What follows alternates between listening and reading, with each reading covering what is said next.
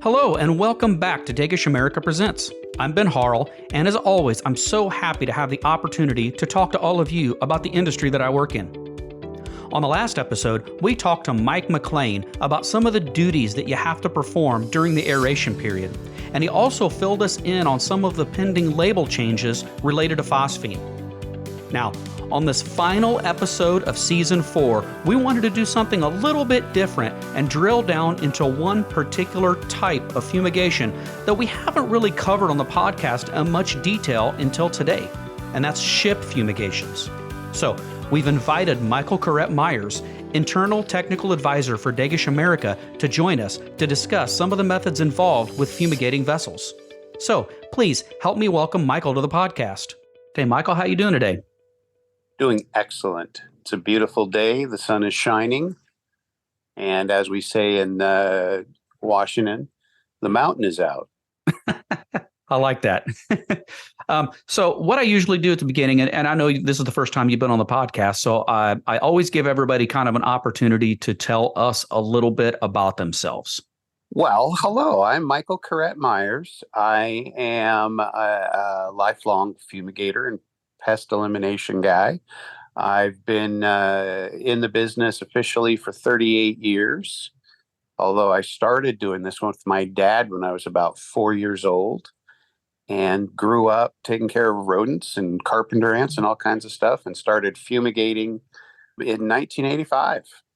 Okay, so you've been around a while. That's good news. You know, I'm definitely talking to the right person then, right? So I know that at least most recently, over the last several years, you've had quite a bit of experience with something, a corner of the fumigation market that I have almost no experience in at all, and that's ship fumigations. So I wanted to pick your brain today and kind of ask you about ship fumigations. Number one, because I don't know a whole lot about it. You know, being a Midwest boy, you know, if you ask me about grain bins, I can talk all the live long day about grain bin fumigations, but I don't live anywhere near coastlines, so I don't know a whole lot about ship fumigations. But I just want to kind of start out by asking you to just kind of walk us through what a typical ship fumigation looks like and maybe some of the steps involved. Well, sure. And I find these kind of things absolutely fascinating because having spent a whole lifetime as well fumigating all kinds of different things, it is always really interesting to do something that not a lot of other people do. And it makes it very interesting and very, it keeps your job fresh and it helps you to get up in the morning and just really be passionate about what you do. But vessel fumigation is really, when you put $20 to $40 million worth of soybeans or wheat or any of these kinds of commodities into a big Panamax freighter or a 5-hole or a 7-hole freighter, you want it to get to its destination somewhere between 10 days and 40 days later. You want it to get there in pristine condition. So we are a big part of making sure that when that hatch gets opened at a foreign destination, that grain gets there in perfect condition. So, yeah, I definitely agree. It's extremely important that we protect that commodity and keep it as perfect as we can. The last thing that we want is when it arrives to the destination for it to have any kind of insect activity or pest activity in it. So when you are starting the fumigation process, what are those first steps that you take? So when you take a look at a vessel and what you need to do for it, you can, and by the way, on vessel fumigation, not only do we do grain fumigation, but we also do things like wood chips going to China or logs traveling to China, logs to India. So there's other commodities that you can put in a vessel, but the vast majority of what we do is grain. So you're looking at a vessel, the number one priority when you're looking at a vessel for fumigation is you have got to keep that crew safe for the entire voyage.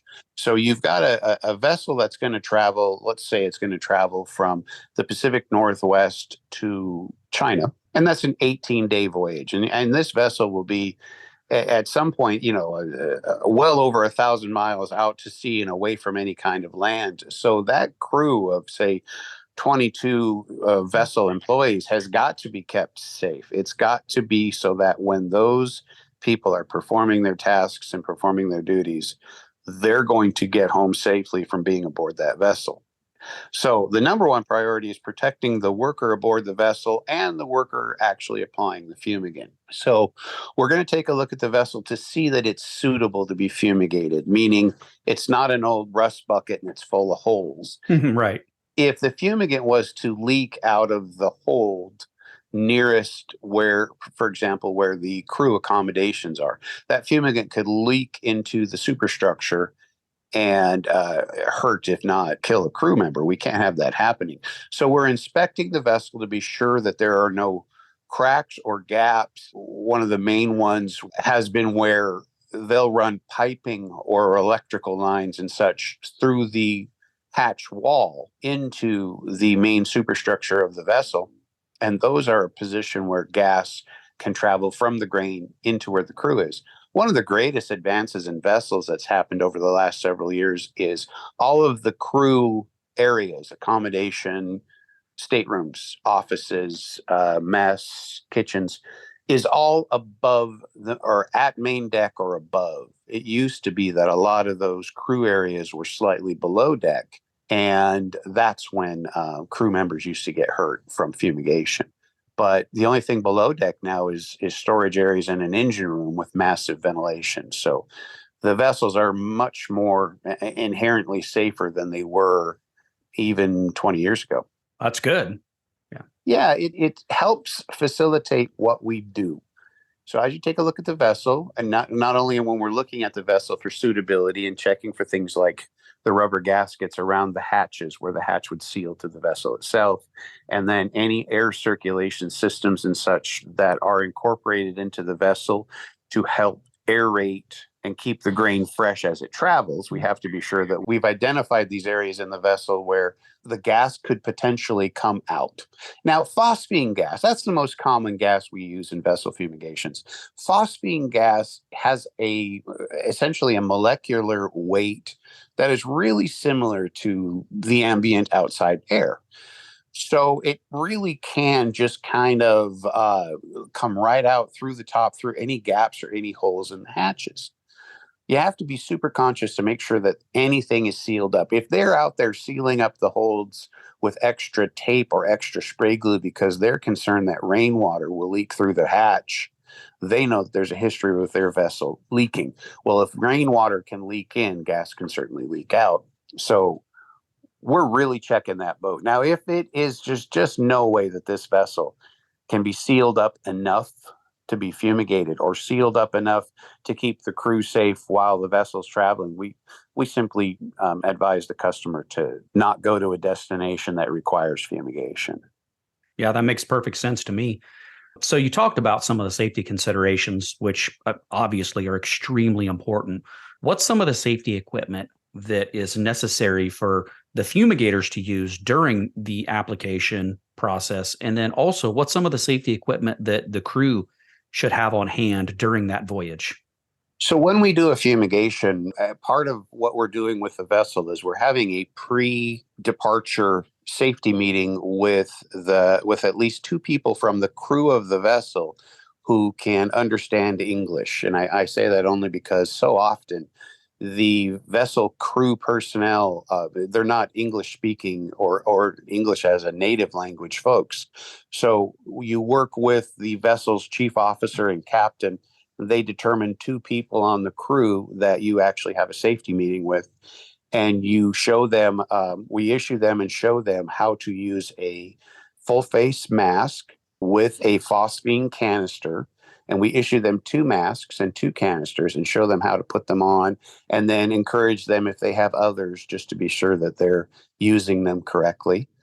And we show them and issue them 3 boxes of what are called colorimetric tubes, from more of a generic term, but basically that's a tube that hooks up to a small handheld pump that will pull an air sample through a matrix of gas detection product, and it will tell us or tell the crew what the concentration of a given space is. So during the voyage, the crew needs to go through and sample in the stateroom areas or in the ship's office or any of the enclosed area of the vessel where the crew is working or sleeping or relaxing, they'll go through and do a gas detection with these tubes and pumps. So we issue them at least 3 boxes, and it can be as many boxes as they would like to have, which is then 30 tubes. And at least a couple of times a day, they should go through with one of those tubes.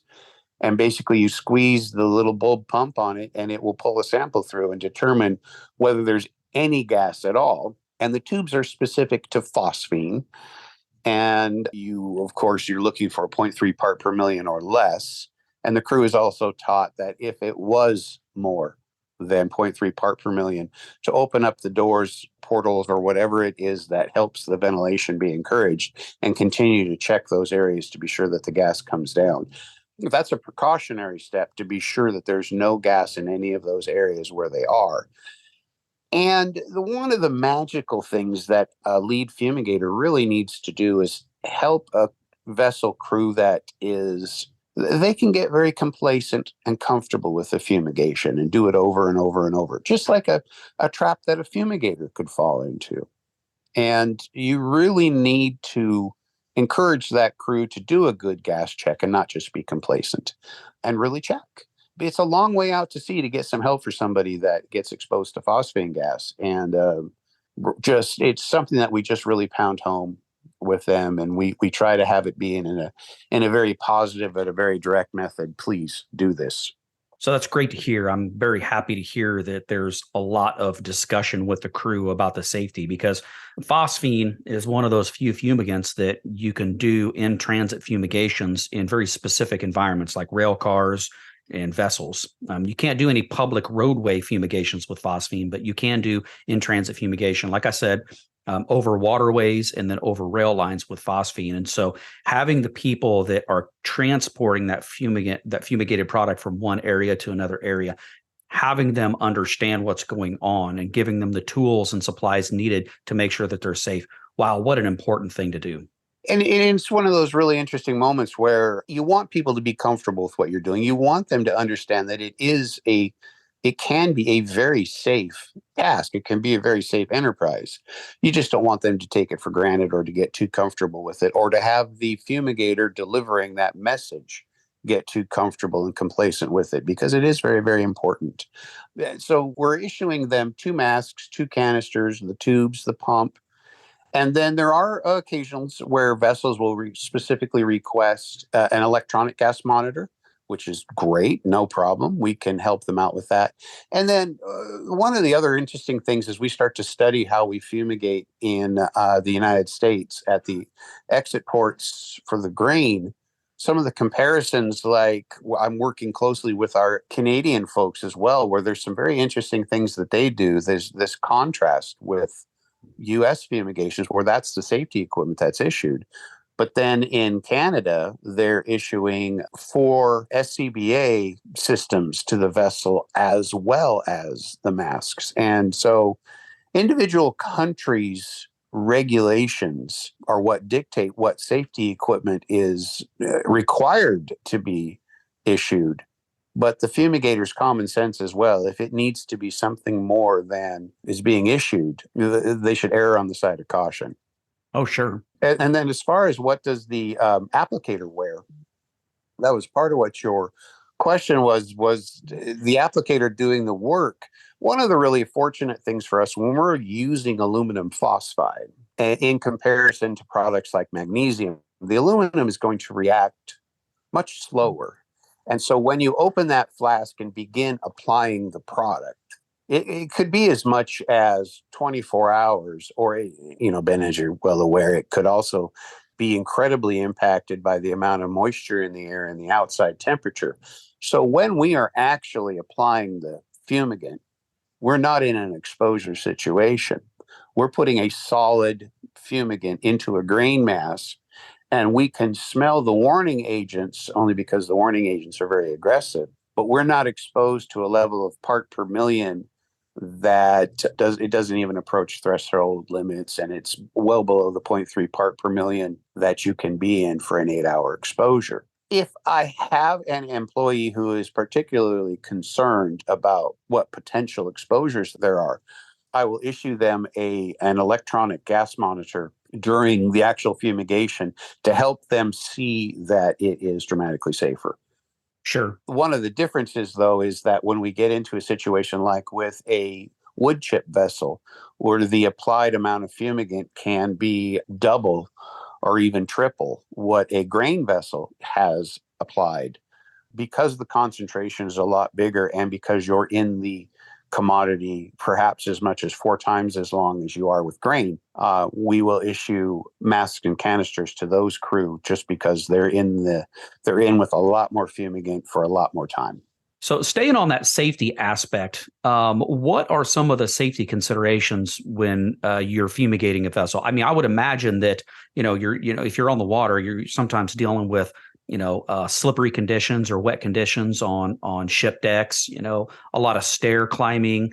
A lot of height. I know the ship holds can be pretty deep. So, what are some of the safety considerations that you, as a fumigator, have to take into account when you're prepping or fumigating the vessel? So, and you're absolutely right. The greatest actual risk we have as applicators, or the greatest risk our crew people have, is actually slip trip kind of hazards. For example, if it's very, very dry and you're fumigating a soybean vessel, the soybeans are like marbles under your feet, Right. and you can slip and fall. The soybeans, when they're wet, are incredibly slippery. So you're either in an incredibly slippery, slimy situation or on marbles. Either of them is a real challenge. You almost learn to do a sort of a shuffle step as you move about the deck of the vessel. There are welded hatches on the deck of the ship that stick up perhaps 2 or 3 inches, or bolts or different welded things. And often we're on a vessel in the middle of the night in adverse weather conditions, with a hard hat on, and you've got your collar tip turned up, and you're trying to stay warm in the middle of a nasty weather, and you can trip over a hatch or trip over a laid out cord. The greatest risk we actually have to train for as fumigators and as crew lead folks is, what do you do about someone who has slipped and fell, or what do you do about someone who how can you help someone to stay upright? And that's not just thinking about us as crew people, because when we're out on a vessel doing the fumigation, we've also got a representative from FGIS Grain, one of the government officials actually witnessing the fumigation. You've got to be very conscious of their safety as well, because they're often working alone, if you will, from a perspective. They don't have a coworker. They've got us to keep an eye on them. And you've got foreign nationals who don't want to necessarily speak too much because they're not particularly happy about their English or something. So they're not necessarily sharing a risk with you. And so what we really have to be conscious of is slip trip. What would you do in the case of an emergency? So we have actually practiced many times. Okay, pretend your coworker here has fallen to the deck. What do we do from a safety perspective for that person now? Let's do some safety drills. What do we do to get that person out safely? And really, in the end, it's not a phosphine issue. It's not a fumigant exposure issue. It's that deck of a ship can be a treacherous place. I imagine so. I mean, I have done some limited ship fumigations, very, very limited. I've done enough to understand the risk involved with it. Seeing, like you said, the bolts that stick out, the slippery conditions, you're on water, it can be very wet. You're working at height oftentimes. So I know that height is also a consideration. So yeah, I mean, I would imagine that safety has to be paramount. Well, and very often you're doing this work extremely tired, like I say, because the vessel doesn't respect time of day. Right. When they load, want to leave, they load and want to leave. So it could be 2 a.m. on a Sunday in the middle of a driving snowstorm. They want to get going, get out there and do the work. And if we take the view that everybody on that vessel is our teammate, I also take the perspective, I treat that like they're my kids. And I want everybody on that vessel to exit their work incredibly safe. That's a great way to look at it. It's how we're all going to get to a position where we all come home safe. And we all, between the PPE required and reflective vests and hard hats and any of the things that we sort of take for granted, but we really in the end have to refocus on a regular basis, is how to identify a risk and prevent injury from that risk.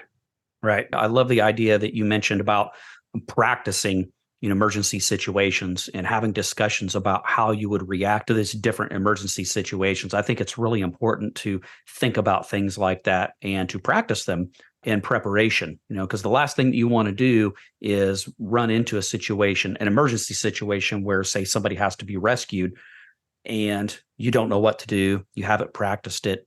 And sometimes minutes can mean the difference between life and death. And if you're unpracticed, it's going to take you longer to respond to an emergency situation. So having that practice, having those discussions seems to me like it's literally could be a matter of life and death.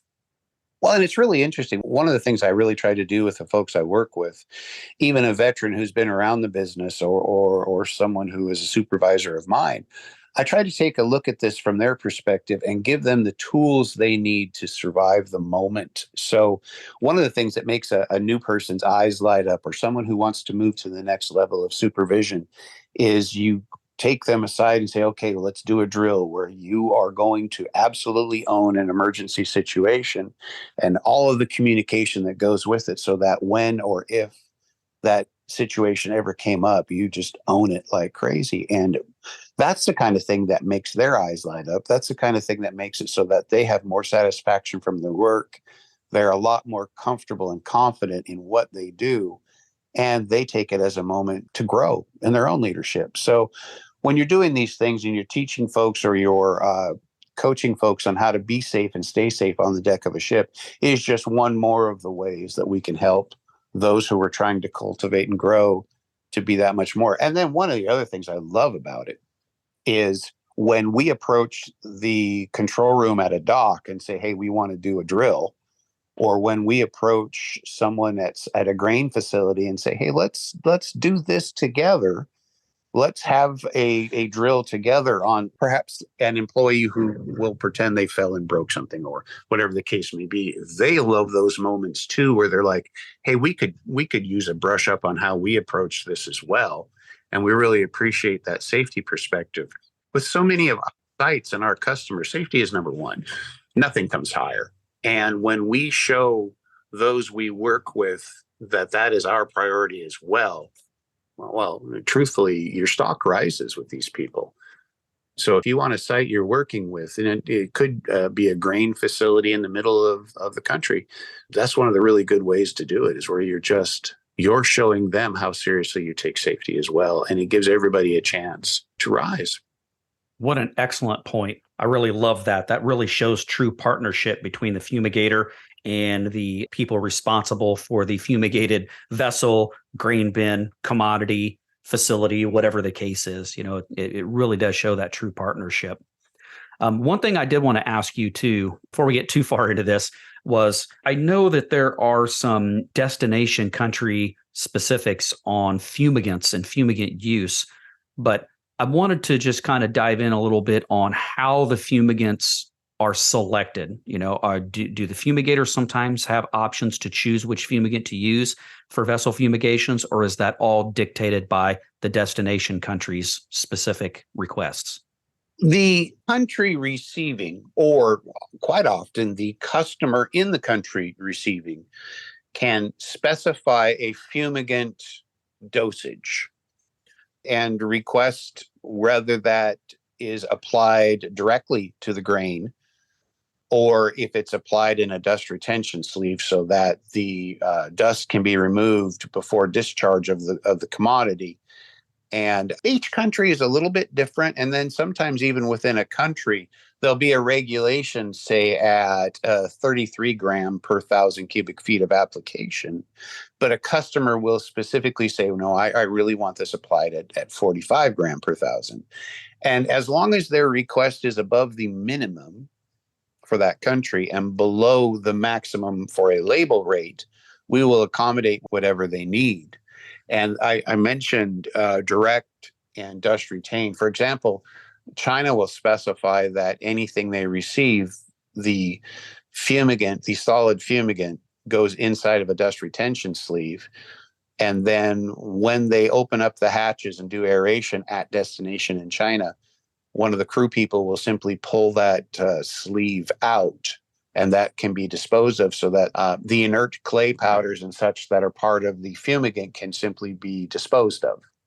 And it's been a real challenge for me to try to understand why some countries will require dust retention and some not. I always used to think it was a food grade versus animal grade for what the commodity is doing.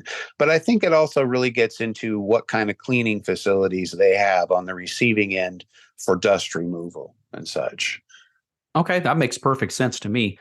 You mentioned retention sleeves. I know that those are used pretty commonly, especially for Chinese exports or exports to China.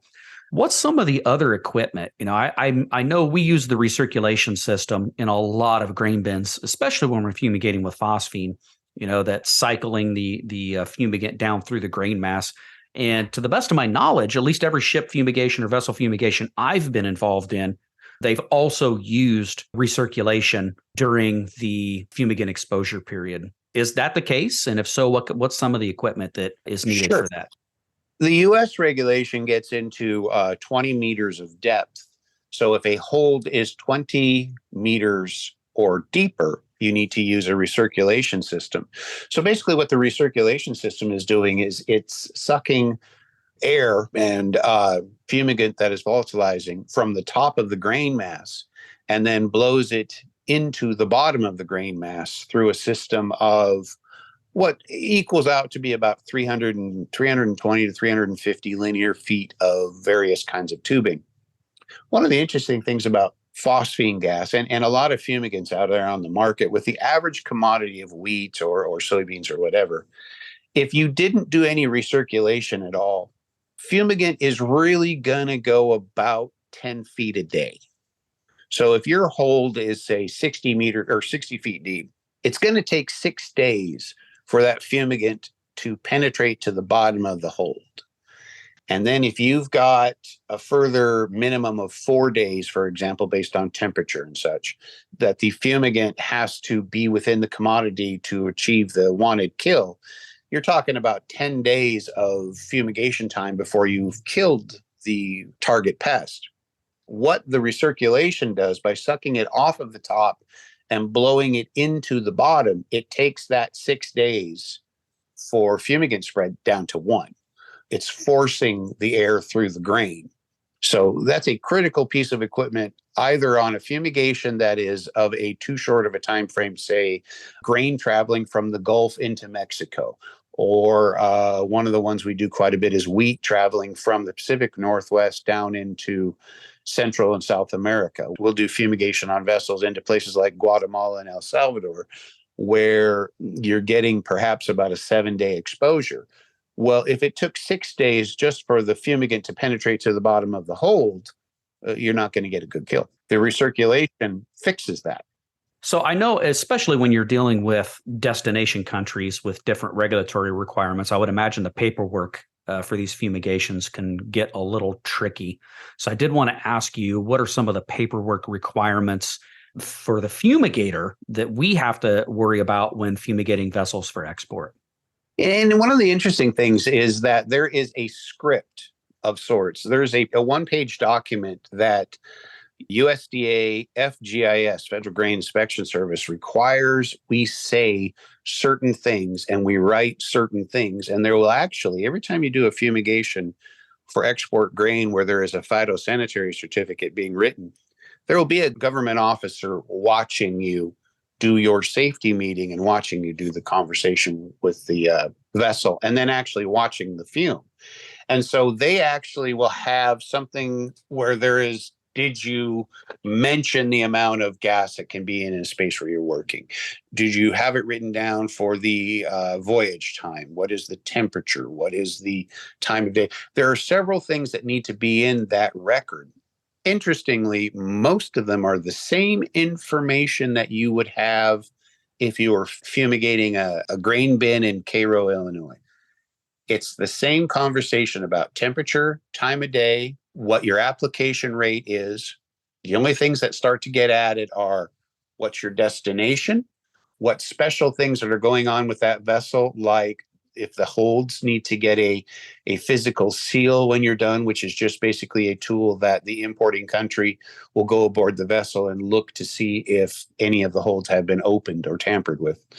So the paperwork, it's interesting in one of those moments. There can actually be a little less paperwork sometimes than a big, massive facility fumigation because it is so streamlined. Our paperwork is incredible. We've got a 3-page document we do at the fumigation itself, which basically specifically lists how big, what's the cubic capacity of each hold, what is the condition of those holds, are they suitable for fumigation? What's your application rate per 1,000 cubic feet? Did you use a recirculation system or not? Did you do dust retained or not? How many flasks of fumigant or how many pellets or how many tablets did you put into each hold? So there'll be a specific page that lists what each of the 5 or 7 holds capacity is. And we're not concerned at all about how loaded that hold is at fumigation. We treat that hold as an empty space for dosing our fumigant. So a hold could have 15,000 tons of product in it, or it could have 5 tons. Either way, we treat it the same. And so what you're basically listing out is when you did it, the temperature you did it, where you did it, what the name of the vessel is, and then exactly how much fumigant you put into each hold based on the information you had. Now, of course, the vessel is going to know how large their holds are and everything. But if I specifically list it on my paperwork, that shows where I got my mathematic calculations from.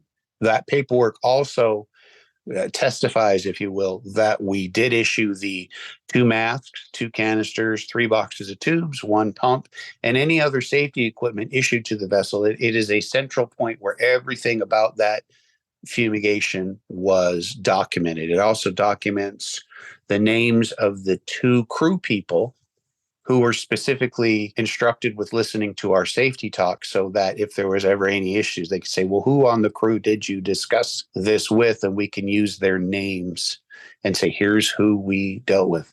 And when you actually do all of this work, the way we prove to everyone that this, in fact, was what we did for that boat, we get what's called a ship stamp. Every vessel that travels has a little rubber stamp that is only on that vessel, and they stamp our paperwork showing that our paperwork was physically present on that boat, and it ties it up real nice. It essentially is the same as any other fumigation you'll do. You just consider a little more specific in detail and a little bit more towards what safety equipment, because the interesting thing about that is, we apply a lot of fumigant, but we aerate very little. When you look at it from a perspective of years and years of being, I've fumigated a lot of major structures.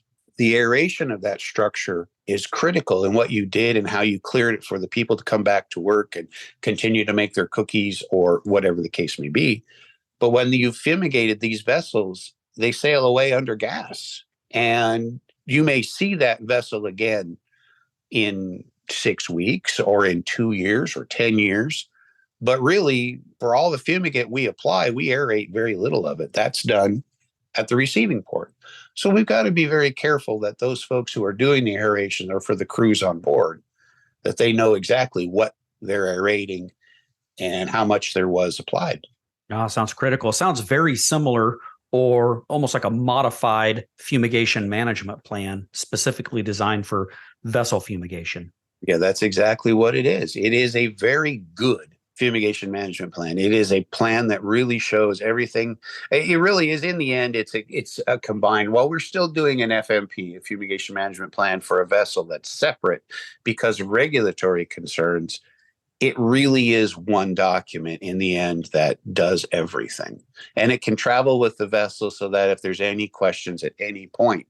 And another part of that I might mention is when we do that paperwork, we're also issuing them about 8 pages of printed documentation that says things like first aid and care requirements in case someone is exposed to phosphine. There's instructions that discuss our motors for recirculation, how the tubing is installed. and then disposal of fumigate instruction for the receiving port. So when this gets to China, or if it's a port specifically where there was dust retained sleeves, there's a separate piece of paper that they can give to those who are disposing of the fumigant that shows them how to handle it safely. That's terrific. I only have one more question for you, Michael, and I ask this of every podcast guest in some capacity or another. Oh boy, I'm ready. What do you got? What advice would you give a new fumigator, somebody that's just getting into the industry, has very little knowledge? What advice would you give that person about fumigating vessels effectively? Always be ready to learn. Accept the fact that no matter how much you know or how old you get or how young you are, that you have something to learn. Listen to the person who's out there. You might do 1,000 fumigations, and then on number 1,001, you have somebody walk by and give a sort of an off the cuff remark about something, and you listen to it and you go, "Oh my God, that's an incredible idea." Do that. Listen to those around you. Listen to the new guy walking on who says, "Why don't you do this?" And if you've got a good explanation for why you don't, then don't execute that. You can say, "No, this is why we don't." But listen to those around you and be willing to learn. I had been doing fumigations, as an example, I had been doing fumigation on structures and on residences and buildings for I think I was 25 years into my time doing fumigations. And I was watching YouTube videos on house fumigations. And I've spent a lot of my time stapling or trying to tape burlap or something onto a vent to keep it from coming off. And it was really irritating. And I watched this man with an armload of bathroom rugs, the kind that is a rug on one side and rubber backing on the other. And this guy simply walked around the roof and dropped those rugs onto the vent. And they stayed while they were being tarped. They would stay there because of the rubber backing. And it was one of those moments, it's like, oh my God, why didn't I think of that? And you're going to be out on a job. You're going to be in the middle of fumigating a large tobacco warehouse or a cookie factory or a rice facility, or you're in Arkansas trying to get a big rice thing done. And somebody's going to give you a little thing. You're going to be on this job for 3 days, and someone's going to mention something to you in 5 minutes that just changes your world in fumigation. Let those moments happen. Be willing to learn and accept and soak up the new bits of information. Have an open mind. That is why this job to me is so fascinating, because no matter how long I'm doing it, I still learn. Today already, I have learned a couple of things, and I learn every day. Treat it that way. And if you're not learning, take a different perspective. There's something going on that you need to change. Yeah, I'm so glad that you mentioned that as some advice, and speaking of that, I have learned so much today during this podcast. As I stated before, I don't have a lot of experience with ship fumigation. So speaking with experts like yourself and asking you questions about some of the safety, specifically the safety involved with ship fumigations, some of the paperwork, all of the things that we discussed today, what a learning experience for me. I know that it doesn't replace actually getting onto a ship and actually conducting fumigations or taking part in them, but it sure is a really solid step forward in the learning process. So thank you very much for that. I appreciate it. Thank you for the chance. Love it. Yeah. Thank you. All right. Thanks. I want to thank Michael for talking to us about ship fumigations. This is a fumigation type that I myself am not too familiar with, so having an expert join me to discuss was certainly eye-opening for sure. And that's it for Season 4 of Degesch America Presents. We sure hope you found the information that we discussed valuable. I know I had a great time talking shop with all of our wonderful guests. I'm so happy that we have so many wonderful, talented people in our industry to rely on for further training and education. And remember, if you have a question you'd like for us to answer, please feel free to email us at podcast@degeschamerica.com. And you can also find us on our website at degeschamerica.com or on all of the main social media outlets. And so, until next season, I'm Ben Harrell, and I hope you have a safe and terrific day.